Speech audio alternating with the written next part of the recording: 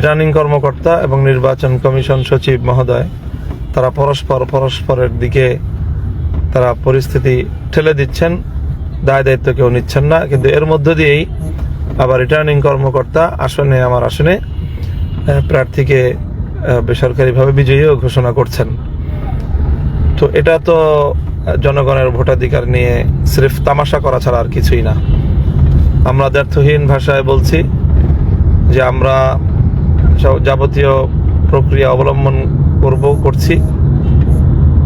এই সময়টা আমরা খুব তাড়াতাড়ি সমস্ত ডকুমেন্টস এবং মাঠ পর্যায় থেকে সকল তথ্যগুলো সংগ্রহ করছি। এই সংগ্রহ করতে আমাদেরকে একটু সময় নিতে হচ্ছে। কালকে সকলেই ক্লান্ত, শ্রান্ত, বিধ্বস্ত অবস্থায় যার যার জায়গায় রয়েছে।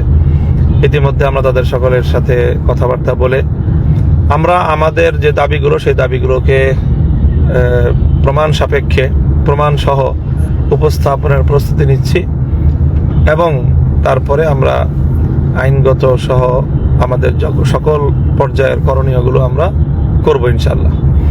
এবং সেটা নিয়ে বিভিন্ন পরিসরে আমাদের এখানে নির্বাচন কমিটি ছিল, নির্বাচন পরিচালনা কমিটি, সেখানে আলোচনা হয়েছে এবং সেই আলোচনার প্রেক্ষিতে আমাদের প্রস্তুতি পর্ব চলছে। আমরা আইনজীবীদের সাথে মত বিনিময় করেছি। এখন আমরা আমাদের সাংগঠনিক ফোরামে এই বিষয়গুলো নিয়ে আলোচনা করব এবং জোটের যৌথ বৈঠকেও আজকেই এই বিষয়গুলি আলোচনা হয়ে আমি আশা করছি যে রাতের মধ্যে আমরা কোনো একটি চূড়ান্ত সিদ্ধান্তে উপনীত হতে পারবো ইনশাল্লাহ। আমাদের যারা ভালোবেসেছেন, ভোটাধিকার প্রয়োগ করেছেন, যারা বাংলাদেশে স্বচ্ছ নিরপেক্ষ নির্বাচন দেখতে চেয়েছেন এবং আমাদেরকে ভোট দিয়ে জয়যুক্ত করার জন্য নিজেদের ভোটাধিকার প্রয়োগ করেছেন, বিশেষ করে ঢাকা 13 আসনের সর্বস্তরের জনগণ, সর্বস্তরের মানুষকে আমার পক্ষ থেকে স্পষ্ট বার্তা দিতে চাই যে আমরা এই বিষয়টিকে কোনোভাবেই বিনা চ্যালেঞ্জে ছেড়ে দিতে পারি না। এটি আমাদের দেশ, জাতি এবং রাজনীতির যে গণতান্ত্রিক অগ্রযাত্রা সেটাকে অব্যাহত রাখার স্বার্থেই, নিষ্কলুষ রাখার স্বার্থেই এই বিষয়গুলিকে ইগনোর করা কোনোভাবেই সম্ভব না। কাজে আমরা সর্বোচ্চ পদক্ষেপটাই এক্ষেত্রে আমাদেরকে নিতে হবে। সেজন্য যদি নির্বাচন কমিশন বা সরকার সেই বিষয়ে যথাযথ পদক্ষেপ নিতে ব্যর্থ হয় তাহলে উদ্ভূত পরিস্থিতির জন্য তারা দায়ী থাকবে। সেই জন্য আমি আমার সকল শুভানুধ্যায়ী কর্মী সমর্থক সকলের প্রতি আহ্বান জানাবো যে আপনারা নিজেদেরকে প্রস্তুত রাখুন। যে কোনো পরিস্থিতি আসবে, প্রয়োজনে যদি আমাদেরকে কোনো কঠোর পদক্ষেপের দিকে যেতে হয় ইনশাল্লাহ আমরা সেই কঠোর পদক্ষেপ নিতেও কুণ্ঠিত হব না। এটা আমাদের প্রত্যয়, এটাই আমাদের মনোভাব। এই মুহূর্তে আমি এতটুকু বলছি যে আমরা এটা নিয়ে চিন্তা করছি এবং ইতিমধ্যে কয়েকটা স্তরে, কয়েক ফোরামে আমরা আলোচনা করে নীতিগত সিদ্ধান্ত নিয়েছি। এখন অবশিষ্ট ফোরামগুলিতে আলোচনা করে সকলের মতামত এবং সকলের বক্তব্য নিয়েই আমরা চূড়ান্ত আমাদের কর্মসূচি অথবা চূড়ান্ত পদক্ষেপের দিকে আমরা অগ্রসর হব এবং সেটা ইনশাল্লাহ আজকালের মধ্যেই।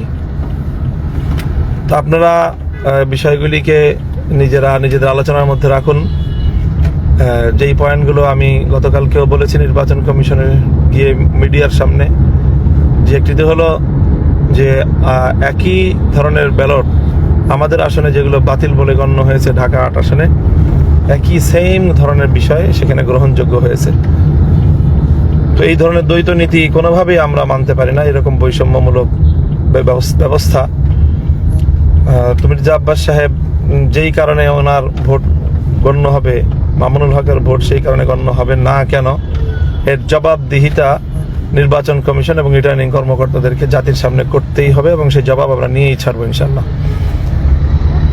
সেজন্য আমাদেরকে যদি ওনারা কঠোর হতে বাধ্য করেন তাহলে আমাদের পক্ষে তো কঠোর হওয়া ছাড়া কোনো উপায় নেই। আমরা চাই না দেশের মধ্যে কোনো ধরনের এই মুহূর্তে কোনো অস্থিতিশীলতা অথবা কোনো ধরনের উত্তেজনা সৃষ্টি হোক। এই জন্য আমরা গতকালকে তাৎক্ষণিক বলেছি, আজও বলছি এবং আমরা লিখিত সকল প্রমাণাদি সহ তাদের কাছে বিষয়গুলো সাবমিট করব। এরপরেও যদি তারা এ বিষয়ে কার্যকর পদক্ষেপ গ্রহণ করতে গড়িমসি করে তখন আমাদের যা করার আমরা ইনশাল্লাহ সেটাই করব। আমাদের সকল সমর্থক ভালোবাসার মানুষ, দেশপ্রেমিক জনতা, ইসলামী জনতা, আপনাদের সকলকে সেটার জন্য পরিপূর্ণভাবে প্রিপেয়ার্ড থাকার আমি আহ্বান জানাচ্ছি। আজকে বক্তব্য এ পর্যন্ত। আমি আবার পরবর্তী যে আমাদের সিদ্ধান্তটা কি নিলাম, কি ধরনের কর্মসূচি বা কি ধরনের উদ্যোগের চিন্তা করব, সেটা আমি আপনাদের সকলকে জানিয়ে দিব ইনশাল্লাহ। আমি আপনাদের সকলের আন্তরিক শুকরিয়া জ্ঞাপন করছি যে আপনারা যে অভূতপূর্ব সাড়া দিয়েছেন, ভালোবাসা দিয়েছেন। সেই সাথে গতকালকে সন্ত্রাসী হামলায় বেশ কয়েকজন আমাদের নেতাকর্মী আহত হয়েছেন, ইনজুর্ড